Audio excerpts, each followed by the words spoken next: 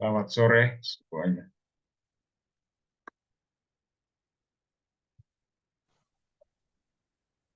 Selamat sore Pak Rektor. Selamat sore. Sore, Pak. Selamat sore Pak. Apa kabar? Sore, Pak. Baik. Sore Pak. Baik Pak. Oke, sore sudah. Sehat, santai aja. Kita belajar santai-santai. Pada hari ini, kita lagu dulu.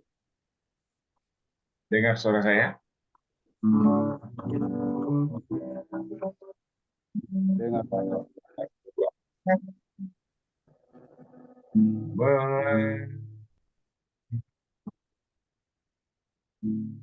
Dengan senang hati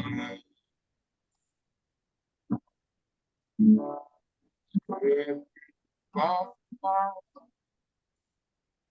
yang memberi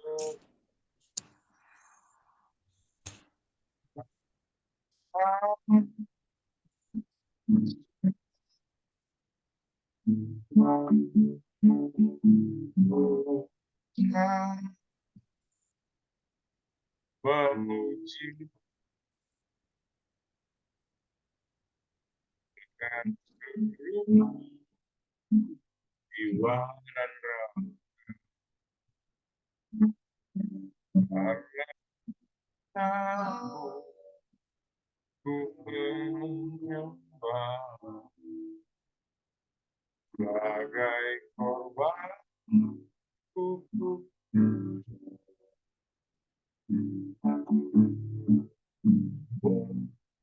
pria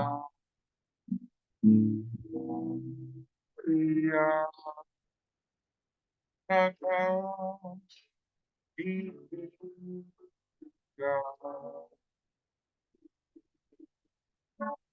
kau bisa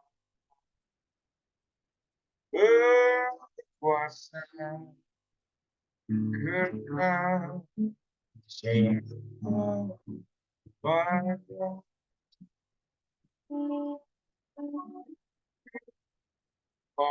jalanku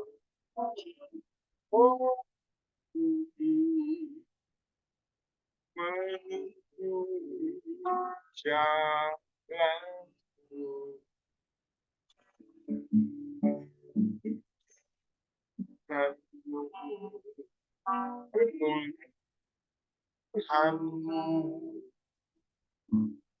ada di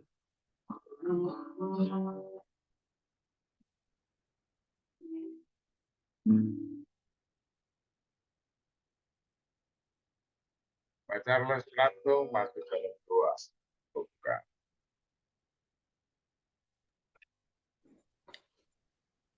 Kita berdoa.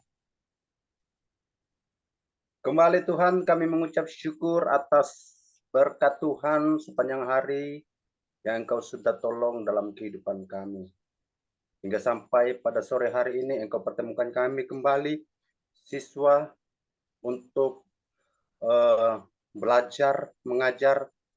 Biarlah Tuhan apa yang ditanamkan dalam kehidupan kami atas kebenaran firman Allah, biar menjadi teladan di dalam kehidupan kami, untuk kami menjadi berkat dimanapun kami pergi dan berada. Rapi rektor kami yang akan memberikan materi dalam pelajaran ini, biar bisa menjadi tanggung jawab di dalam kehidupan kami, untuk kami selalu memberitakan kebenaran firman Tuhan. Terima kasih Tuhan, berkati kami semua yang akan mendengarkan. Biarlah Tuhan Engkau sertai terus kehidupan kami dan pulihkan terus kehidupan kami. Terima kasih di dalam nama Tuhan Yesus Kristus. Kami siap belajar mengajar dengan penuh ucapan syukur. Haleluya. Amin. Puji Tuhan. Terima kasih Pak Langsung. Saya berharap kita semua dalam keadaan yang baik ya. Berapa kita yang ada, karena yang lain yang tidak beres administrasi memang diliburkan dulu, ya. Walaupun aktif-aktif, karena ada koordinator yang salah menggunakan kesempatan, ya. Ada koordinator yang mengumpulkan uang mahasiswa tetapi nggak disetor ke kas sekolah, jadi akibatnya diliburkan. Mahasiswa-mahasiswanya yang jadi korban, ya, sudah bayar tapi uangnya belum masuk ke sekolah jadi diliburkan, tidak mendapatkan link untuk kuliah. Ya, oke. Jadi kita, saudara, kita ini kuliah jadi ada konsekuensi organisasi, ya. Saya sambil melihat media sosial sebentar, ya.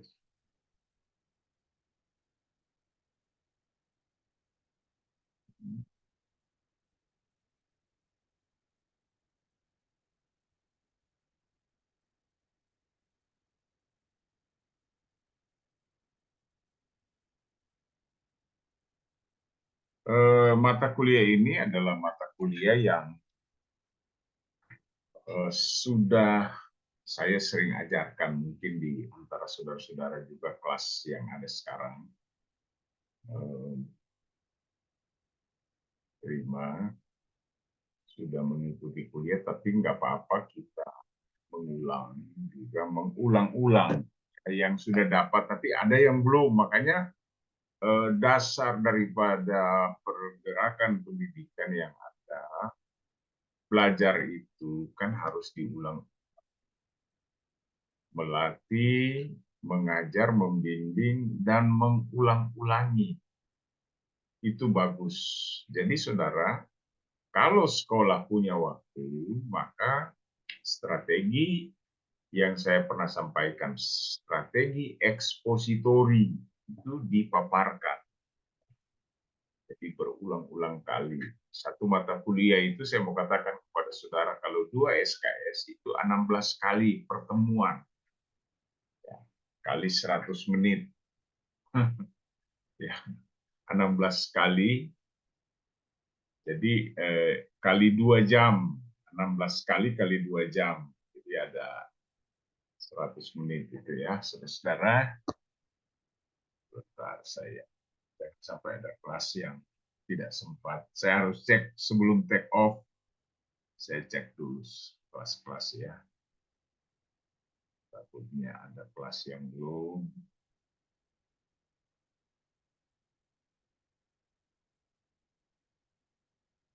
Belum mendapatkan link. Kemudian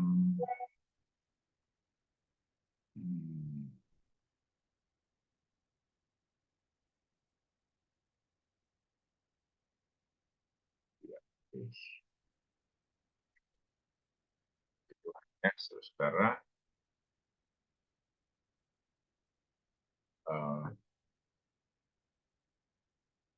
kita akan lihat di materi, masuk pada materi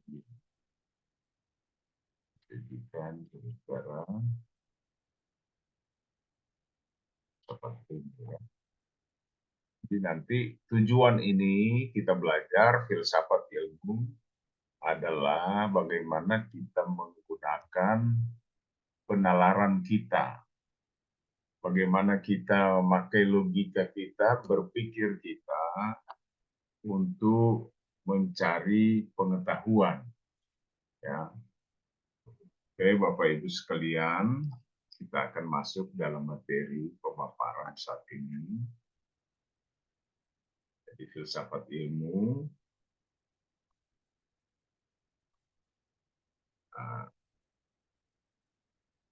Filsafat, kita lihat dulu ini kata filsafat berdasarkan etimologi. Ya. Etimologi itu adalah ilmu yang mempelajari tentang asal-usul kata.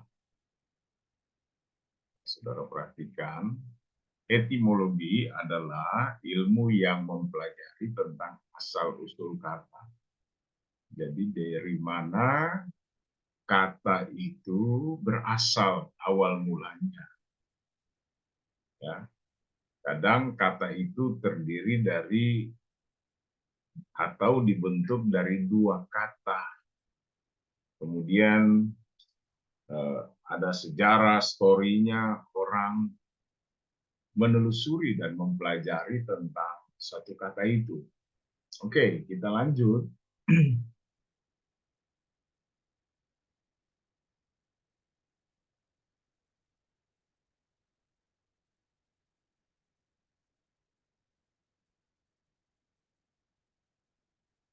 Jadi filsafat ini, kata filsafat terdiri dari dua kata yang dibentuk dari dua kata, philos dan sophia. Baik waktu saudara-saudara yang lalu telah mendapatkan tugas dan menjawab, ada yang benar, tapi ada yang belum kumpul tugas ya. Philos artinya cinta dan sophia itu artinya kebijaksanaan. Itu tentang filsafat. Kemudian bolehkah filsafat masuk ke area iman Kristen? Ya. Mengapa? Ya, saudara-saudara, diskusikan hal ini. Kita diskusi dulu. Siapa bisa memberikan sedikit argumentasi. Jadi bolehkah filsafat itu masuk area iman Kristen? Atau iman kita jangan dipengaruhi dengan filsafat?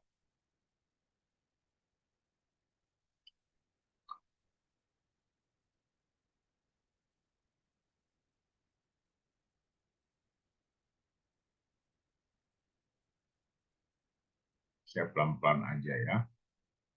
Boleh? Ada yang mau berkomentar? Silakan.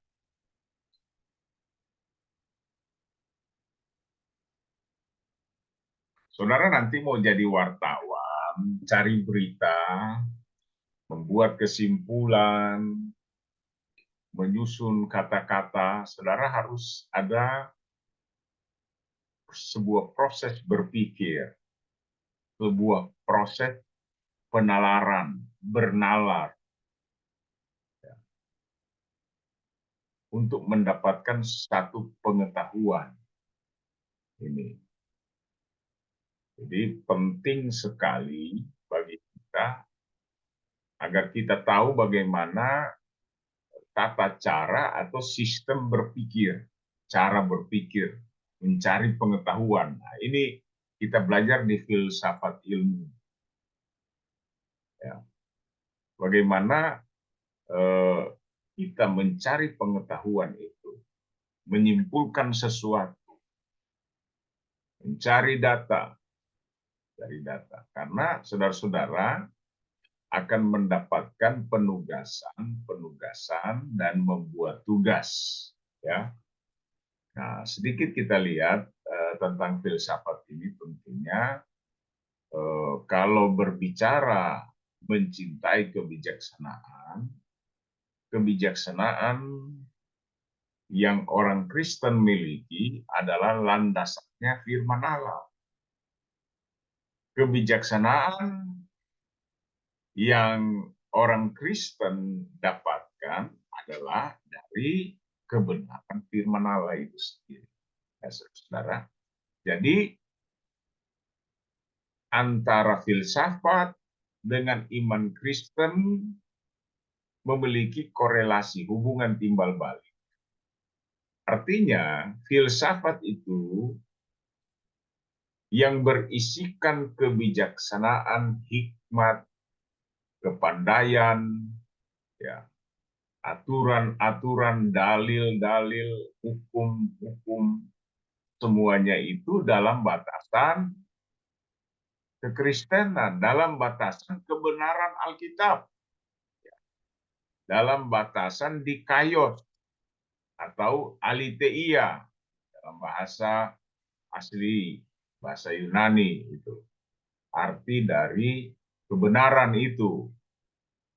Jadi yang penting kita belajar tidak terlepas dari kebenaran firman Allah. Makanya saudara belajar filsafat Kristen. Ya, ada filsafat Kristen juga yang saudara pelajari. Jadi nggak ada masalah. Waktu yang lalu kita belajar filsafat pendidikan.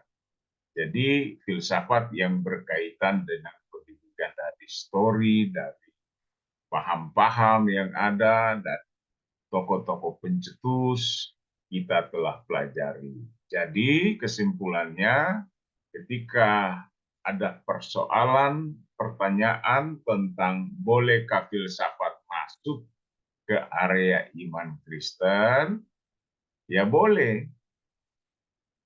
Nah, alasannya yang penting filsafat itu ilmu tentang filsafat atau pengetahuan tentang filsafat yang berkembang seperti itu tidak bertentangan dengan iman Kristen. Ya. Tuh. Jadi saudara-saudara akan jumpai nanti orang atau pendeta atau jemaat yang sudah pintar tapi alergi itu seperti penyakit kulit, mereka anti dengan filsafat. Saudara.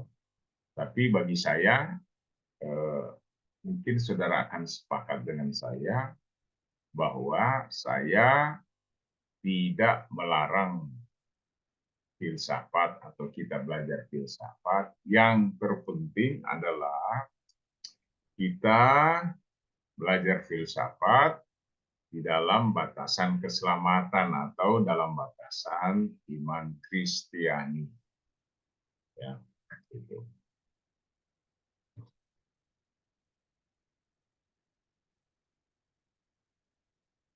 Jadi tidak dilarang bagi kita, saudara, teruskan saja. Nah, kita lihat dasar pengetahuan. Ya. Kita belajar dasar-dasar pengetahuan.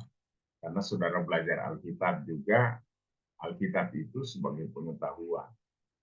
Pada dasarnya, Alkitab yang kita pelajari, kita pakai pikiran. Ya kan? Nggak ada satupun di tempat ini yang nggak pakai pikiran. Semuanya pakai pikiran. Dasar-dasar pengetahuan ini penalaran. Penalaran itu proses berpikir manusia ya. Kenapa? Manusia disebut sebagai makhluk berpikir atau Homo sapiens. Kita beda dengan makhluk ciptaan yang lain. Mereka pakai naluri. Kita ini ada pikiran. Manusia terdiri dari tubuh, jiwa, dan roh. 1 Tesalonika 5 ayat 23. Itu doa Paulus supaya terpelihara roh, jiwa, tubuh kita tak bercacat sampai Tuhan datang pada kali yang kedua. Dr. Kenneth Hagin menyampaikan di dalam bukunya bahwa dengan roh manusia menyentuh dunia roh, dengan jiwa manusia menyentuh dunia intelektual, dan dengan tubuh manusia menyentuh dunia materi atau fisik. Jadi kita sekali lagi manusia ini adalah makhluk berpikir. atau dengan istilah Latin Homo sapiens. Kalau Homo homini lupus, manusia menjadi serigala bagi manusia lain. Homo sapiens adalah manusia berpikir. Kalau Homo socius, manusia sosial. Ya.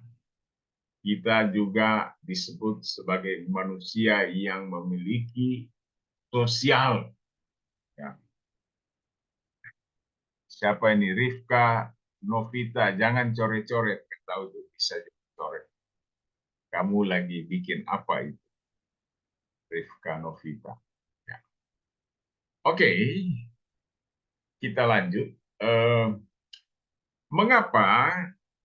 Karena manusia memiliki keinginan atau kemauan will yang kuat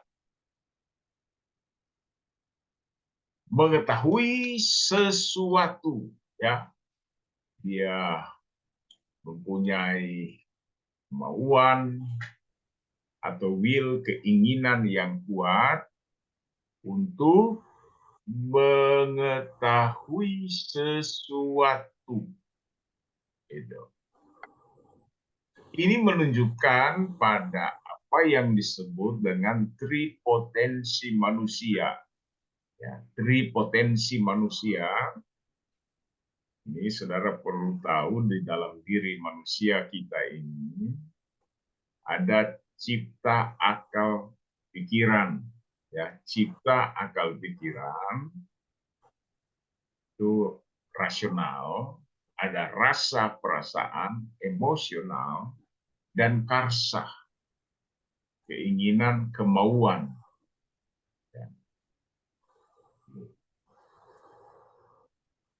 Karena kita segambar dan serupa dengan Allah.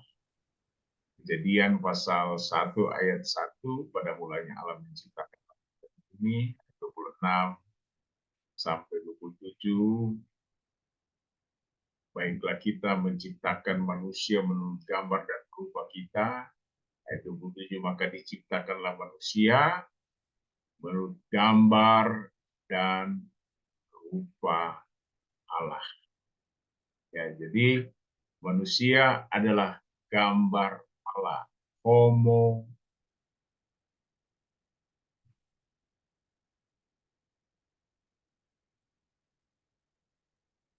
manusia gambar Allah. Homo imago Deo. Ya, saudara bisa catat dalam bahasa Latinnya istilah-istilah teologi ini, ya. Jadi ada istilah-istilah teologi yang sinkron dengan apa yang saya bisa sampaikan. Manusia gambar Allah, karena manusia diciptakan menurut gambar dan rupa Allah. Saya sampaikan pelan-pelan buat saudara, ya. Agar saudara bisa dapat mengerti. Kita masih di dasar-dasar pengetahuan. Jadi hasil penalaran manusia disebut kebudayaan, yaitu semua hasil karya, rasa, dan cipta manusia. Ya, ini menurut Sukamto, terbit bukunya tahun 82, halaman 151 ini bukunya, ya. Suryono Sukamto, Sosiologi Suatu Pengantar. Kita lanjut, pengetahuan harus dikembangkan. Jadi pengetahuan harus dikembangkan dan dilestarikan. Manusia mampu mengembangkan pengetahuan karena dua hal, bahasa dan kemampuan berpikir. Bahasa mengkomunikasikan pengetahuan. kemudian kemampuan berpikir, mengembangkan pengetahuan untuk kelangsungan hidup, kemampuan berpikir mengkaji sesuatu untuk mendapatkan pengetahuan, itulah yang dikenal sebagai penalaran. Jadi kita lihat bahwa dari hasil penalaran itu maka munculnya pengetahuan. Dan pengetahuan itu harus dikembangkan, dilestarikan, diabadikan sebelum dunia dimusnahkan. Manusia mengembangkan pengetahuan karena dua hal. Jadi untuk pelestarian, pengembangan, artinya supaya pengetahuan itu terus-menerus dikembangkan dalam dua hal, melalui bahasa dan kemampuan berpikir. Mungkin ada yang bisa menulis buku atau bisa berpikir tambahkan bagaimana pengetahuan itu bisa dikembangkan atau dilestarikan. Selain dua hal ini, bahasa dan kemampuan berpikir, apalagi saudara. Karena ilmu ini berkembang, saudara. Sedapat kita belajar tentang filsafat ilmu. Oke, Bapak Ibu sekalian yang berbahagia.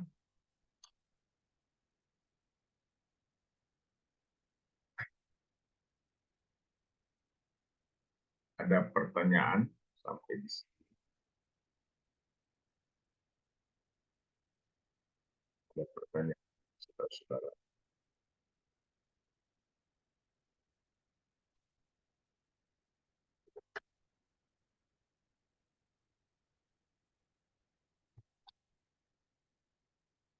Ada pertanyaan?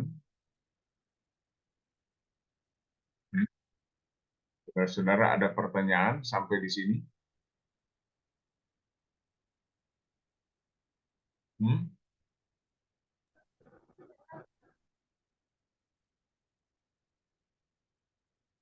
Ada? Kalau tidak ada, kita lanjut ya. Belum ada Pak dosen. Oh, belum Lanjut, ada. Baik.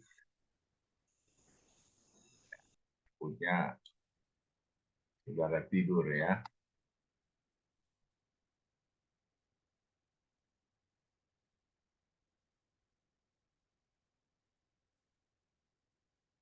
Jadi hari ini hari pendisiplinan ya. Yang belum bayar diliburkan dulu. Jadi tidak dapat link. Jadi saudara bersyukur saudara-saudara yang ada di Zoom meeting ini ya, saudara-saudara ya. Dan saya mencoba bervariasi. Jadi tolong ya dimaafkan, kita ini seperti apa Bapak Ibu sekalian ya. Seperti apa namanya? Kopassus. Kuliah sebentar, baru diumumin kan. Karena weekend ini kita nggak ada kuliah mungkin ya. Hari Sabtu saya ada tamu, ada acara. Jadi cuma satu, mungkin sampai Kamis. Kamis ada kuliah, mungkin sejarah gereja ya. Kita akan masuk dalam sejarah gereja. Jadi ini ada pendisiplinan dan juga mungkin hari Selasa kurang orang, kesibukan masih, dan saat ini sampai di waktu ini masih 24 orang. Jadi nggak jadi masalah ya. Nggak jadi masalah buat kita. Semua disurvei. Ya, nanti ada penugasan, saudara bikin tugas dan akan dibagikan juga materi kuliah yang kita distribusikan. Yang kita pakai selama ini dibagikan pada saudara. Oke, Bapak Ibu Saudara sekalian, kita lihat, kita kembali ke materi. Jadi inilah ya, bagaimana pengetahuan itu harus dilestarikan terus sebelum dunia ini dimusnahkan. Termasuk kita, ya. Sampai Tuhan datang, kita belajar firman Allah. Kita memakai penalaran, tetapi nanti kita sebentar lihat bagaimana sumber pengetahuan itu didapat dari mana. Inilah kita belajar filsafat ilmu.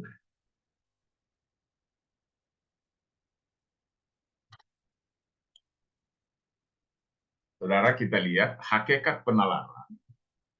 Penalaran merupakan proses berpikir dalam menarik suatu kesimpulan berupa pengetahuan.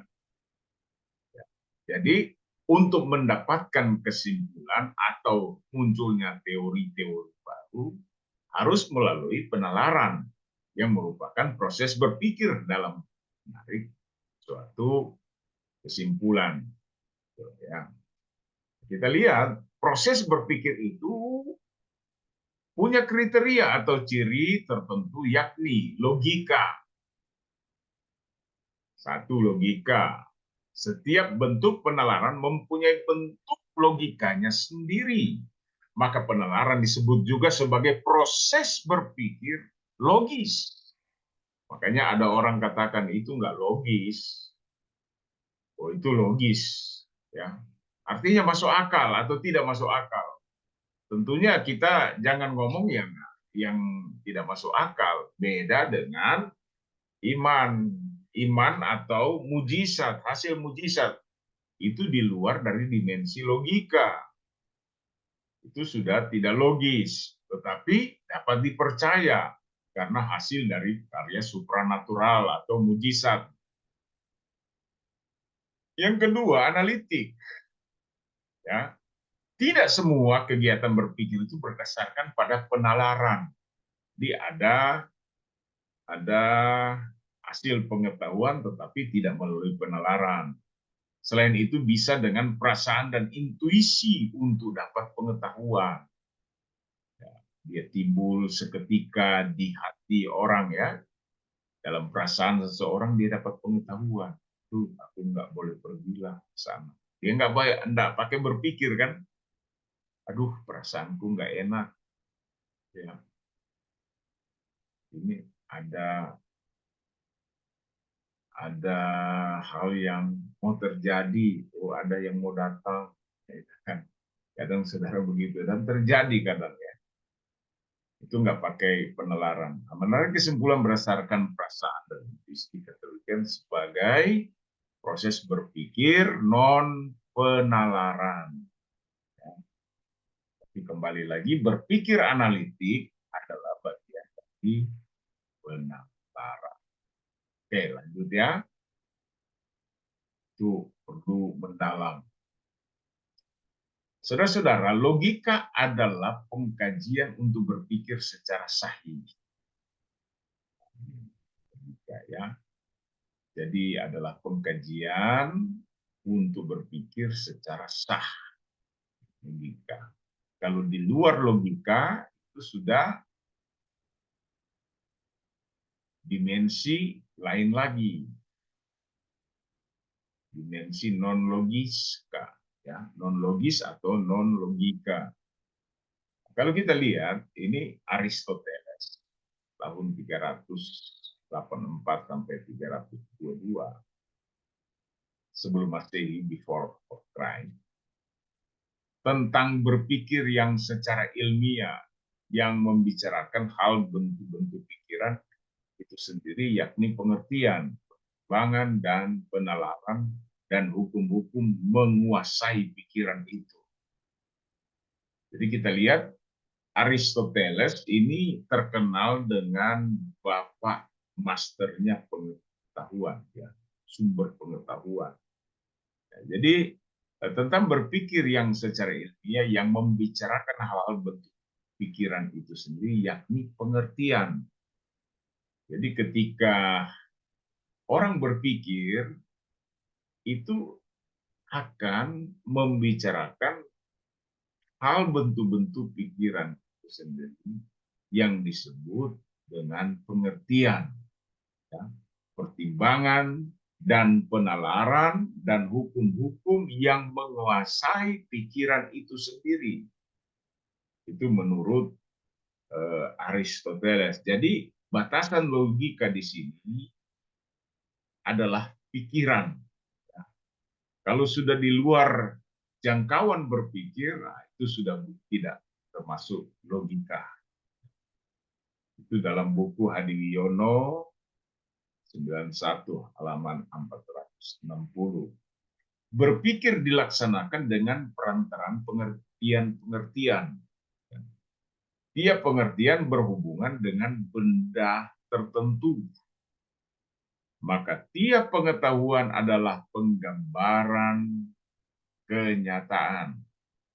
Segala pengertian dapat dihubungkan menurut tertibnya dan dapat disusun menurut sifat-sifat umumnya. Jadi kita lihat dalam batasan logika, Aristoteles menjelaskan bahwa berpikir itu ada satu pergerakan, suatu lintasan pengertian kepada pengertian yang lain. Dan itu, saudara-saudara, berhubungan dengan pengertian daripada materi tertentu. Maka tiap pengetahuan adalah penggambaran kenyataan. Jadi tentang pengertian timbul, saudara, dari pengertian satu dengan pengertian yang lain, itu di dalam pengetahuan dari sentuhan konkret atau dalam jangkauan realita kenyataan. Nah, inilah tentang logika ya menurut Aristoteles. Jadi ketika orang berpikir dari pengertian satu ke pengertian yang lain, mau bicara pertimbangan, menghukum, tidak lepas daripada realita, tidak lepas daripada hal-hal yang nyata. Maka disitulah ruang lingkup berpikir ya secara logika, masuk akal atau tidak, itu batasan logika. Itu menurut Aristoteles. Oke, kita masih di logika, saudara. Nah, saudara, kenapa untungnya di sini kita bisa belajar kita lebih mendisiplinkan lagi cara berpikir kita. Ya, di luar iman kita butuh dimensi iman. Saya pernah berkata ada 3 dimensi dalam kehidupan kita: dimensi logika, dimensi analisa, dimensi iman yang bisa diberdayakan di dalam kehidupan kita. Kalau dimensi iman itu, yaitu hal-hal yang mengarah kepada supranaturalisme dan hal-hal yang metafisis, ya, artinya di luar daripada fisik yang ada. Jadi semua ini dapat diterima melalui iman Kristen. Di luar logika masih bisa. Itu jangkauannya iman. Jangkauannya apa yang tidak dilihat oleh mata, yang Tuhan sediakan bagi kita. Itu 1 Korintus 2 ayat 9. Dan Paulus berkata bahwa pengiringan kita bukan karena melihat, tapi karena percaya. Ya kan? Jadi karena pelayanan kita itu bukan karena melihat, percaya. Kepada kepada Thomas, Yesus berkata, kamu percaya karena engkau sudah melihat aku. Ya, tapi aku berkata kepadamu, berbahagialah orang yang percaya walaupun dia tidak melihat. Ini, saudara. Enggak, itu di luar logika kan, saudara-saudara. Di luar logika itu. Jadi kalau logika itu realita. Thomas, dia belum melihat Yesus bangkit. Ya kan? Karena dia dapat berita bahwa Yesus bangkit. Ya kan? Batasan logika Thomas adalah sebelum saya melihat Yesus, tangannya yang berlubang paku bekas lukanya, ya sebelum aku melihat, aku belum percaya. Ini contoh yang praktis dalam kita. Nanti ketika aku melihat bekas paku lukanya itu, baru aku percaya. Akhirnya Yesus menampakkan diri dan memberi teguran, dan ini menjadi warning dan peringatan, pengetahuan bagi kita semua. Itu jadi pengetahuan juga bahwa berbahagialah orang yang percaya, atau berbahagialah orang yang tidak melihat namun percaya, atau berbahagialah orang yang percaya kepada Yesus walaupun dia tidak melihat. Ini, saudara ya. Nah, disinilah ya ada hubungan. Makanya kita belajar filsafat ilmu dari aspek sampai di logika ini. Itu memiliki kesesuaian, memiliki relasi atau hubungan dengan konteks, teks dan konteks yang ada di dalam Alkitab.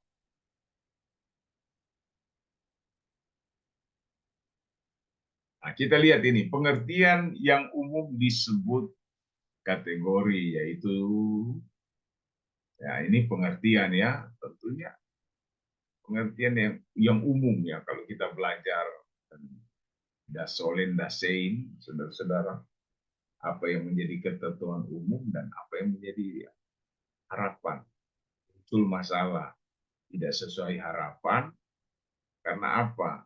Tidak ada titik temu antara ketentuan umum dengan harapan yang diharapkan atau hal-hal realita yang terjadi. Tidak sesuai. Itulah masalah. Makanya saudara menulis skripsi, tesis, dan disertasi harus mulai dari masalah. Ya kan, latar belakang masalah di pendahuluan itu latar belakang masalah, rumusan masalah, kemudian tujuan penelitian, manfaat penelitian, hipotesis, kemudian metode yang dipakai, ya kan? Kita lihat di sini semua ada hubungan dengan filsafat ilmu. Jadi saudara jangan pandang enteng ini mata kuliah filsafat ilmu, saudara-saudara. Semua ada hubungan dengan metodologi. Saudara nanti buat khotbah, saudara menafsir Alkitab dalam ilmu hermeneutik. Ini semua ada hubungan dengan filsafat ilmu, apalagi yang metodologi penelitian, ya kan? Nanti kita akan ketik, walaupun filsafat ilmu, kebetulan saya di depan saya ada barisan saya. Sudah lihat filsafat ini hafal banget saya. Jatuh sudah jatuh di sebelah udah nanti ya. Lagi bukunya tebal sekali. Kita lihat pengertian yang umum disebut kategori, yaitu substansi manusia. Contoh ya, substansi. Substansi itu materi pokok. Nah, kalau saudara lihat di kamus, substansi itu, makanya ada orang berkhotbah, 3 substansi dalam diri manusia. Pakai bahasa-bahasa ilmiah kan, bahasa tinggi. Jadi substansi ini manusia, binatang, dan lain-lain. Yang kedua, kuantitas. Itu 2, 10, 5, dan seterusnya. 100, 1000, ribuan, ratusan. Kuantitas ya. Kualitas. Putih, busuk, bersih, baik, fana.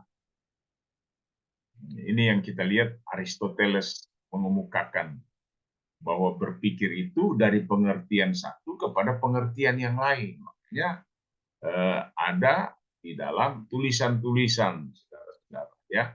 Kemudian kualitas, ya, putih, busuk, bersih, baik, fana. Itu kualitas menyangkut sifat. 4, relasi. Relasi itu hubungan ya. Rangkap, separuh, penuh, solid, ya Ada Puan Maharani teriak, Soleh, artinya apa? Itu padat dari semua jutaan orang harus bersatu, solid, padat. Nah, itu relasi. Nah, segala pengertian itu dapat digabungkan sehingga membentuk pertimbangan.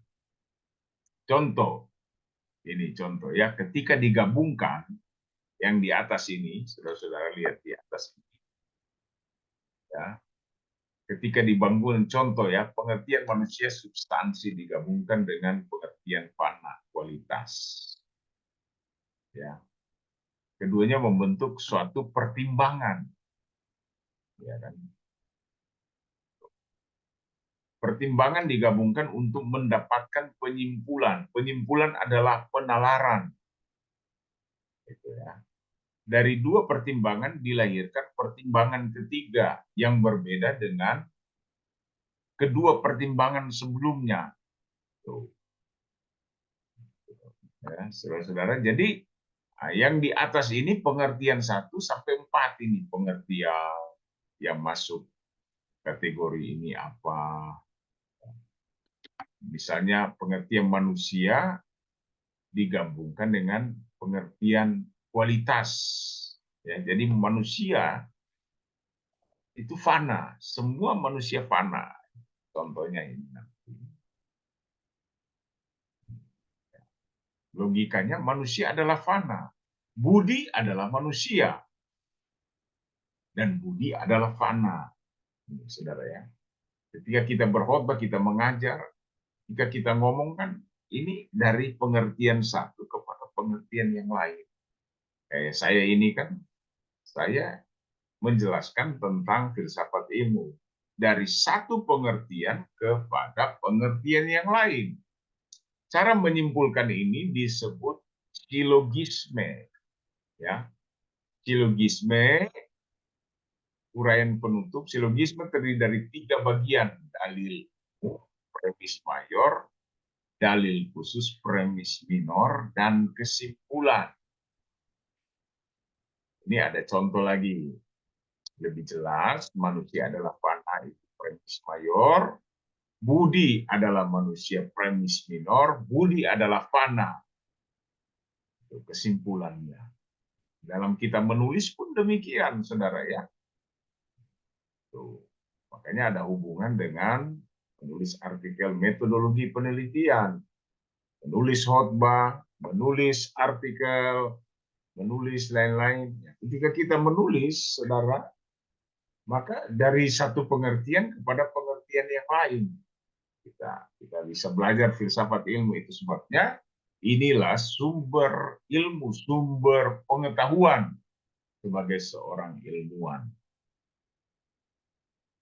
Nah, ini yang disebut dengan logika deduktif. Ya. Deduktif.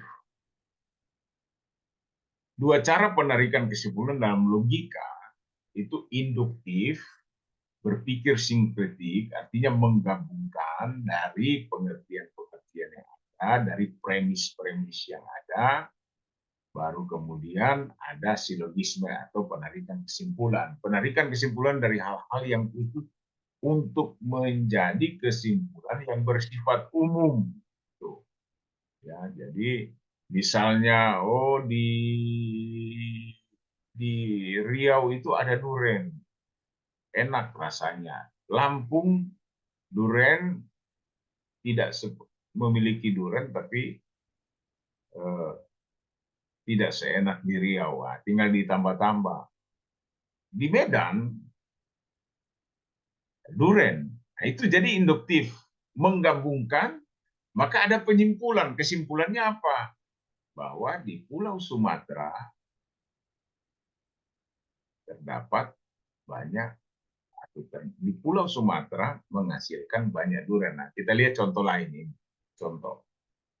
Agus orang Malang pedagang bakso. Ya kan? Jadi di satu daerah. Tukul orang Malang pedagang bakso juga. Jadi antara Agus dan Tukul kan beda.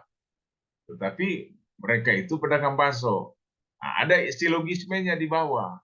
Semua orang Malang adalah pedagang bakso atau mayoritas orang Malang adalah pedagang bakso. Nah, itu silogisme, penyimpulan dari premis mayor, premis minor, baru kemudian silogisme. Ini lagi contoh. Denny orang Manado pedagang biapong. Doni orang Manado pedagang biapong. Semua orang Manado adalah pedagang biapong. Nah, itu contoh. Atau mayoritas pada umumnya orang Manado adalah pedagang biapong. Tuh, tuh. Ya, dari kesimpulan. Kita lihat sebaliknya, ini deduktif. Ini berpikir analitik. Kalau kita lihat dalam filsafat ini rasional, rasionalisme. Kalau induktif itu adalah empirisme, berdasarkan pengalaman-pengalaman. Kalau deduktif ini dimulai dari analitik, dari rasio dalam pikiran. Kalau sebaliknya induktif tadi dari kasus-kasus di lapangan yang saudara lihat, baru disimpulkan ke umum.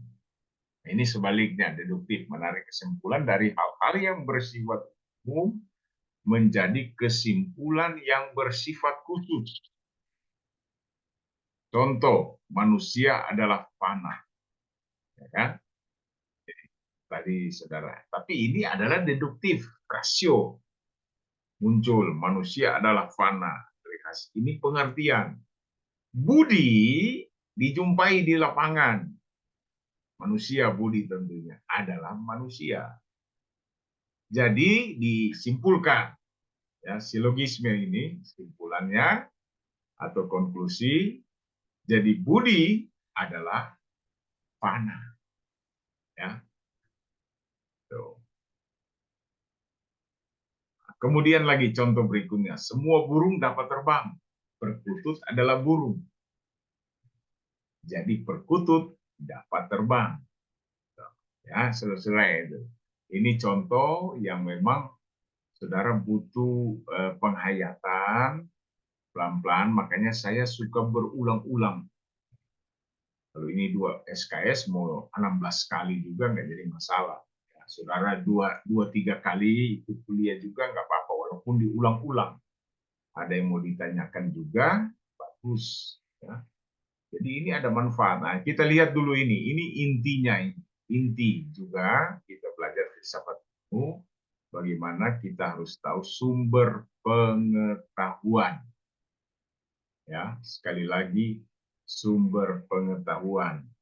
Nah, ini saya mau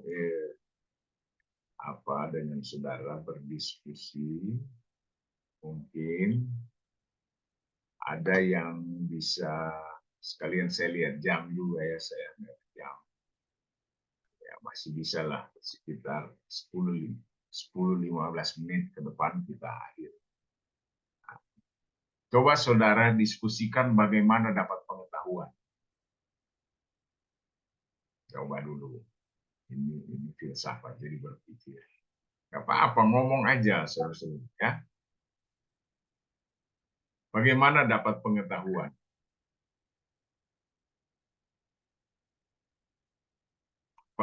Ketika orang bertanya bagaimana dapat pengetahuan, ya dia belajar, ya kan?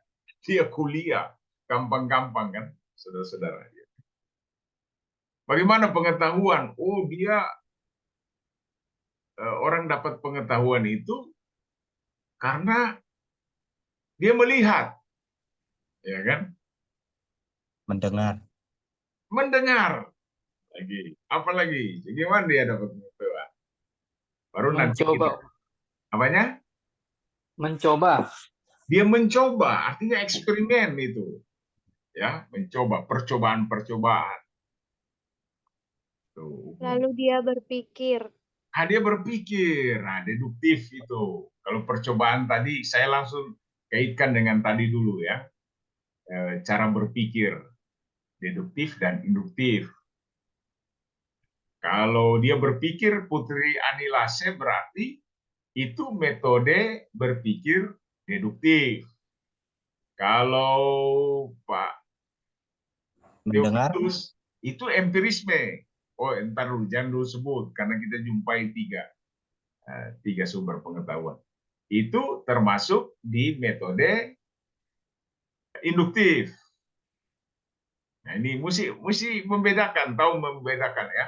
Karena ini ilmiah. Lebih jauh nanti saudara dapat di metodologi penelitian. Tadi siapa lagi yang Pak Dedi Tuani Manalu tadi eksperimen ya, percobaan. Dapat pengetahuan, percobaan. Nah, percobaan itu kan dia latihan. Nah, itu berarti dia induktif. Ya. Dan biasa percobaan itu berdasarkan rasional juga, ada teorinya. Ya, dicoba. Jadi ada penggabungan di situ. Tapi ya tentunya coba-coba kadang baru muncul teorinya ke arah deduktif, ya kan? Ke arah dari berpikir induktif ke kesimpulan ke umum atau ke deduktif. Itu. Yang lain lagi, coba. Mengapa kita dapat pengetahuan? Membaca dan merenungkan konsep bacaan itu. Membaca dan merenungkan konsep membaca. Biasanya itu adalah para pengkhotbah, penceramah, pendeta, penginjil. Dia harus membaca. Dia membaca, dia lihat. Berarti ada yang sudah dituliskan. Rasionalisme itu tinggi. Deduktif, ya. Tapi menggerakkan penalaran di situ, penalaran, ya. Ada proses berpikir dan tentunya mengaktifkan ketika orang berpikir. Aristoteles bilang orang melintasi dari satu pengertian satu kepada pengertian yang lain. Jadi, tadi kita lihat dari pengertian-pengertian itu kita sudah belajar. Ada substansi, ya kan? Ada kuantitas, ya kan? Ada kualitas, ya, saudara-saudara, ya, dan ada kategori di situ. Saudara bisa lihat di situ. Jadi dari situ pengertian itu kita gabungkan sehingga itu. Kalau bilang manusia itu substansi. Kalau kita bicara kualitas, maka manusia itu kualitas itu fana, dia masuk kategorinya fana. Kalau dia mati ya dia busuk. Ya, kualitasnya itu, ya saudara-saudara. Nah, itu. Jadi dari pengertian satu kepada pengertian yang lain. Siapa lagi? Terakhir. Dapat pengetahuan. Berdiskusi. Berdiskusi dengan ahli. Apa? Berdiskusi dengan ahli atau orang yang berpengalaman dalam bidang tertentu. Ya, itu artinya dia dapat pengetahuan dari hasil diskusi itu, saudara-saudara, dia dapat pengetahuan. Karena apa? Munculnya ergiu atau argumentasi, ya, pendapat opini muncul. Orang yang banyak berdiskusi, artinya orang yang banyak berdebat, dia akan banyak dapat pengetahuan. Ya. Jadi pengetahuan itu muncul cara berpikir rasional atau deduktif. Ini ya yang disampaikan argumentasi Ibu Olivia tadi. Biasa itu rasional dan orang bisa gabungkan antar rasional deduktif atau rasional dengan empirisme atau induktif itu. Tentunya orang diskusikan ada contoh. Contoh ini, saudara kan bisa lihat ya bahwa misalnya orang berdebat, politisi, ya kan, terjadi intoleran di negara Republik Indonesia, misalnya itu kan, gerakan intoleran yang tidak menghormati satu dengan yang lain, itu rasio. Nah, apa dari rasio ini, saudara harus cari bukti, ya kan? Bukti realita itulah berpikir induktif. Satu, kasus di Ambon, ya, Di Ambon ada, di kampung Muslim berdiri gereja. Nah, saudara harus buktikan di mana itu. Siapa pelaku yang membakar gereja? Gereja dibakar. Misalnya di Pulau Seram. Ada di Tasikmalaya lagi, GPDI dibakar. Ya kan? Intoleran. Nah, sekarang lagi yang di Cilegon, gereja HKBP tidak. Nah, jadi itu induktif. Ya kan? Dimulai dari rasio. Di negara Republik Indonesia di tahun 2023 masih saja terjadi sikap intoleransi. Gitu. Harus buktikan. Nah, ini. Kalau saudara menulis juga berita di koran, berita di mana sebuah artikel, atau juga menulis skripsi, nah, dari sinilah saudara. Ya, makanya kita belajar filsafat ilmu. Ya begini. Saudara berkhotbah, penelitian kecil aja, ya semi penelitian, berkhotbah. Khotbah itu ada, saudara, khotbah judul atau tematik, ya, tematisasi, nah, tematik. Ada khotbah tekstual, ada khotbah nats, ya kan? Ada khotbah tentang story, ya kan? Nanti saudara akan belajar hal-hal itu. Jadi khotbah, misalnya kalau khotbah ekspositori, saudara, satu perikop, perjamuan di Kana, ya kan? Saudara, ada perjamuan di Kana, Yesus diundang di dalam. Saudara menjelaskan tentang apa yang ada di dalam satu perikop itu.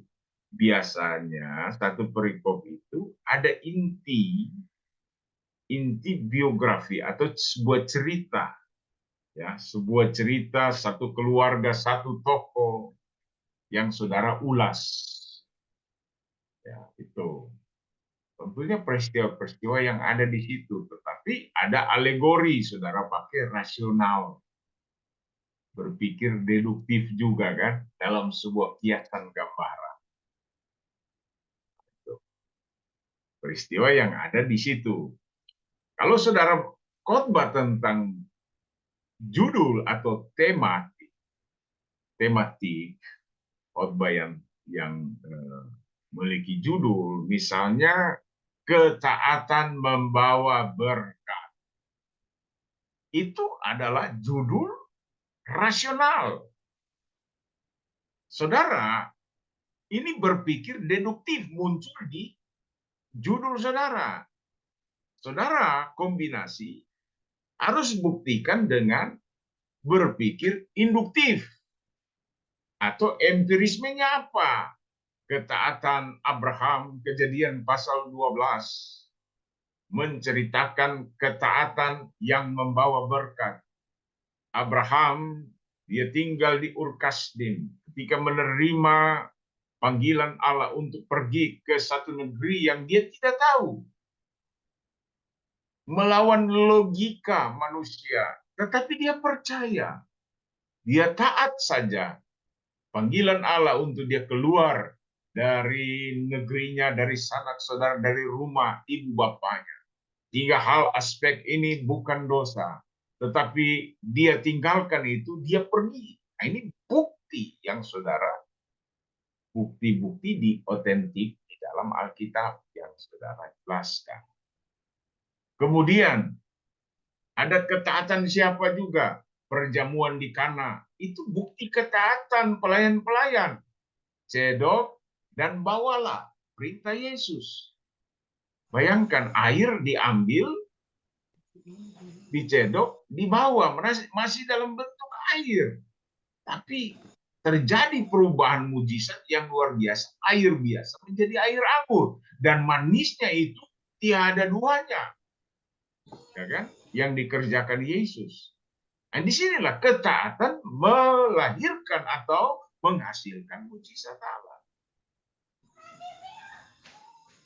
Satu lagi saudara buktikan, ketaatan Yesus mati di kayu salib. Filipi pasal 2 ayat 5, marilah kita berpikiran berperasaan sama seperti Kristus, walaupun dalam rupa Allah tidak mempertahankan ya kesetaranya dengan Allah sebagai milik yang dipertahankan, tetapi dia mengambil rupa sama dengan manusia dan dia mengosongkan diri. Dia mengambil posisi sebagai hamba serta mati di kayu salib. Itu ayat itu, di mana penurunan perjalanan Yesus, penurunan kerendahan hati Yesus, sampai kita lihat Allah meninggikan dia, mengaruniakan dia nama dia segala nama, supaya yang punya lidah itu dia mengaku Yesus, segala lidah itu mengaku Yesus Tuhan, segala lutut itu bertelut menyembah Yesus sebagai Tuhan dan Juru Selamat.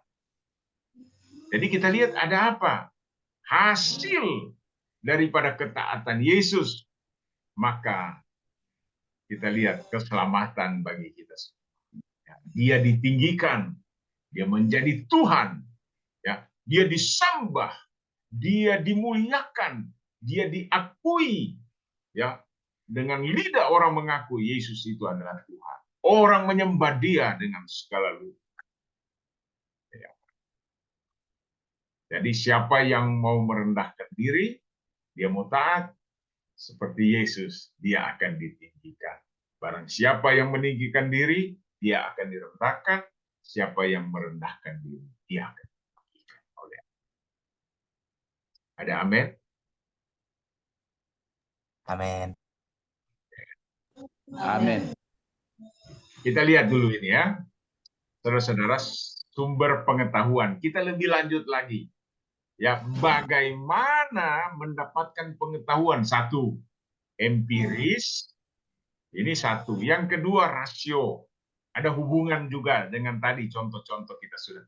Dan yang ketiga, saudara, kita lihat dulu wahyu. Dan yang keempat, intuisi tadi, ya, atau perasaan dalam hati tanpa ada proses penalaran.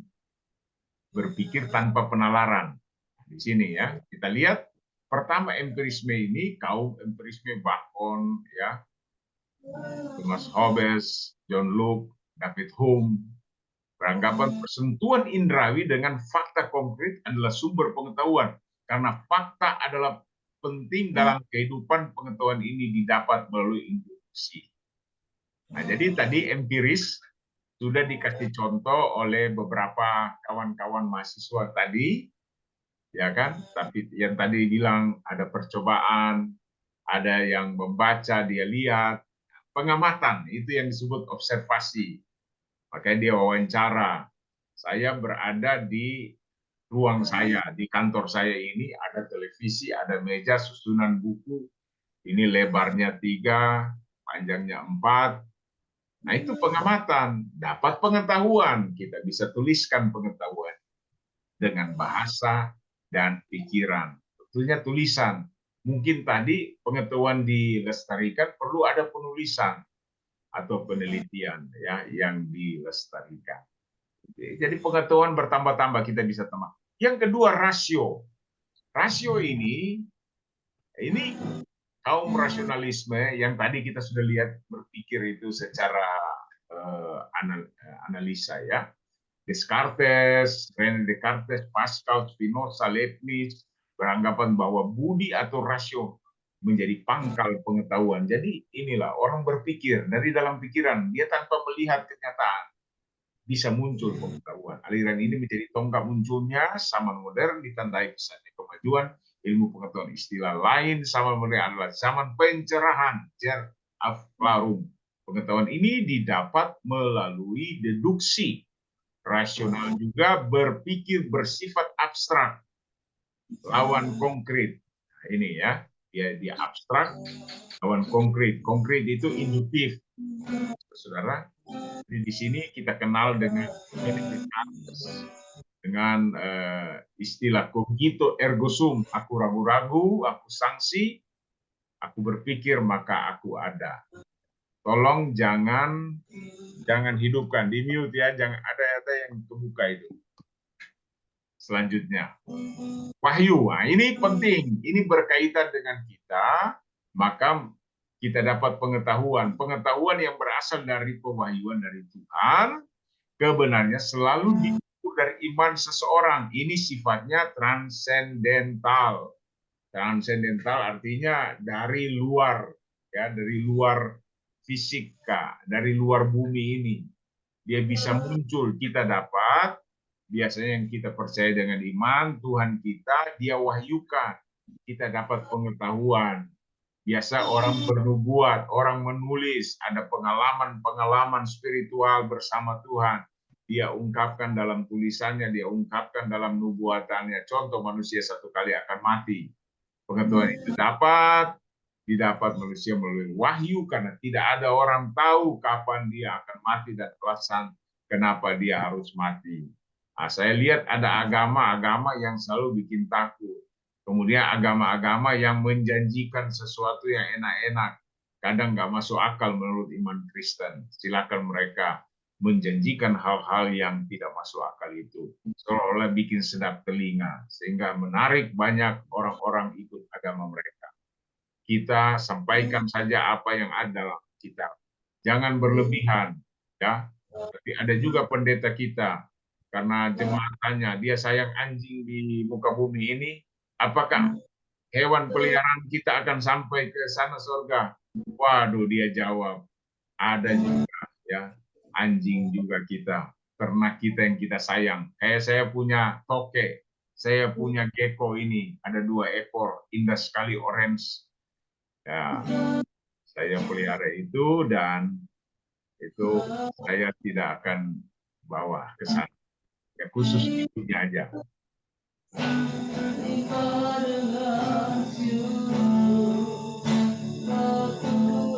Jadi saya penasaran siapa ini. Pak Lonak. Oh, Pak Lonak ada ini ya. Nyanyi gitu. Kalau perasaan itu termasuk apa, Pak Rektor? Perasaan itu intuisi. Intuisi. Nah, intuisi. Nah, kita lihat dulu ya. Kita pindah ke perasaan. Nah, ini. Intuisi. Kita bisa dapat pengetahuan. Ya kan? Pengetahuan kadang muncul sehingga mewanti-wanti kita. Aduh, jangan itu. Jangan itu. Ya kan?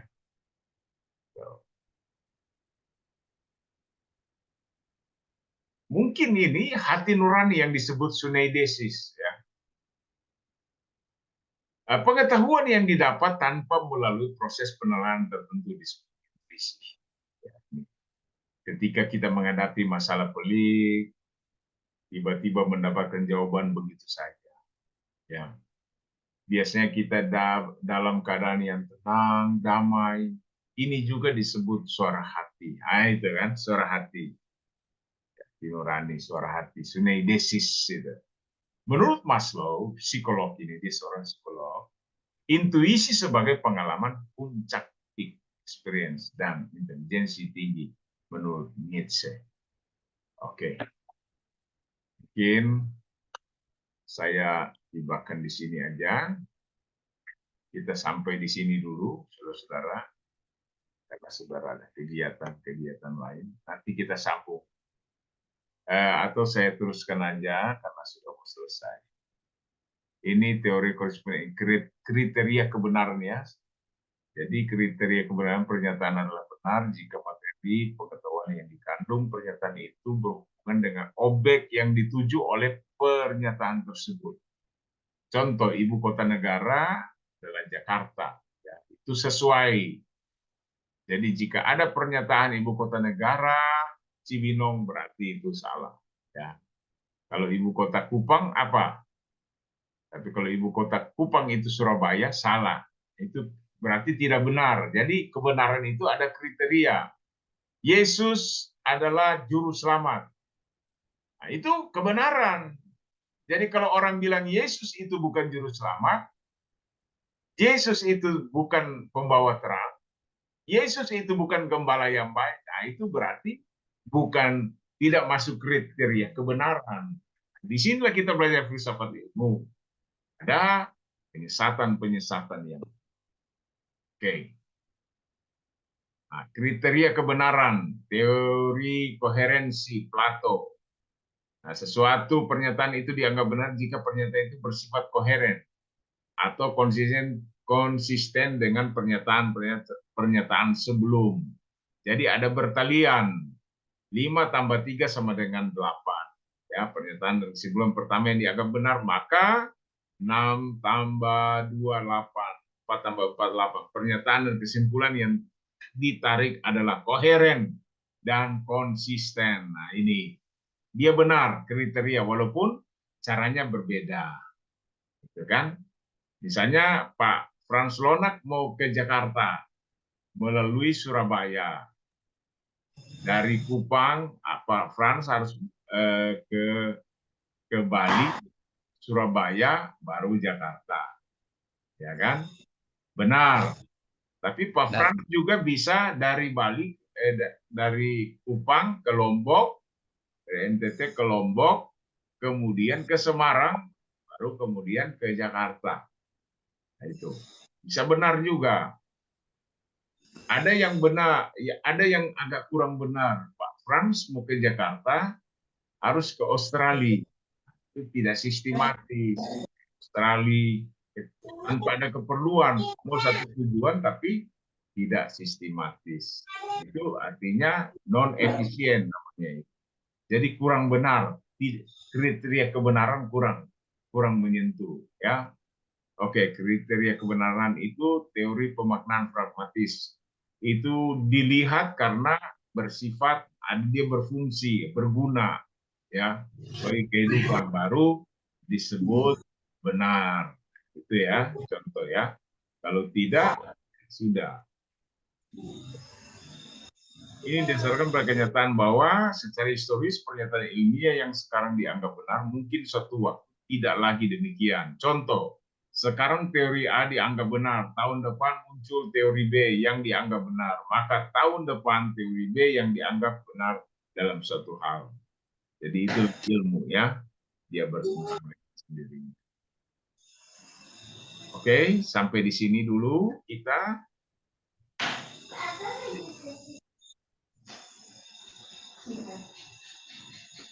Saudara, sebelum kita akhiri, saya minta saudara, saya mau ambil absen melalui fotonya.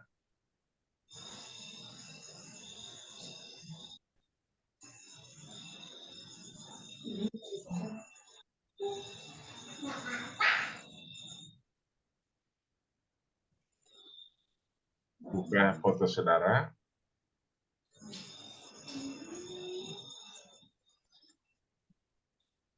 Jadi nama sesuai dengan ini ya, nama saudara sesuai dengan di kamera ya.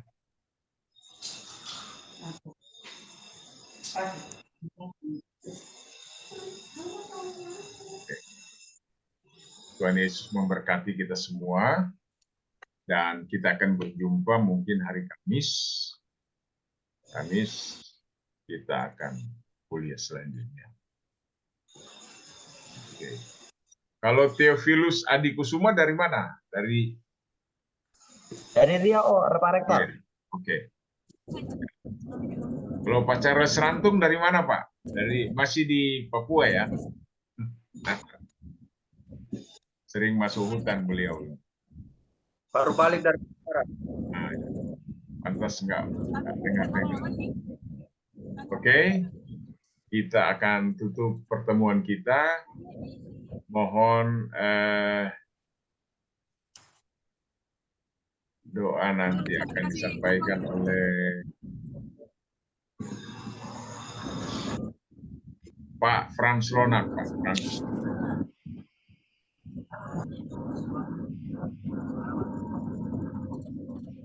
Bapa kita syukur kepadamu ya Tuhan karena kita menyelesaikan studi kita sore hari ini tentang filsafat untuk menolong kami berpengetahuan baik, kami mengerti apa itu kebenaran dan kami dapat melakukannya dalam kehidupan kami sehari. Roh tolong kami agar mengontrol pikiran kami sesuai dengan cinta dan perasaan Tuhan sehingga kami ini benar-benar menjadi Tuhan yang berorientasi kebenaran. Kami Bapak atau Pak Dok mengajar kami, Tuhan terus hikmat dan dekat bagi kami semua. Dan kami ikuti ini segala dosa dan salah kami ya Tuhan, kami tamatkan atau kami selesaikan sesi ini di dalam nama Tuhan Yesus Kristus. Haleluya. Amin. Puji Tuhan ya, selamat sore semuanya. Terima kasih Bapak. Sampai berjumpa di lain kesempatan. Oke.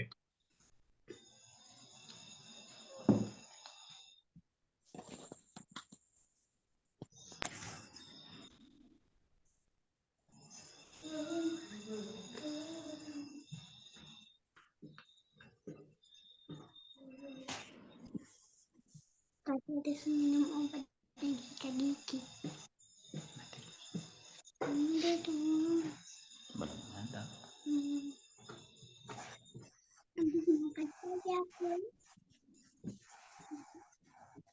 Selamat sore semuanya, Tuhan berkati.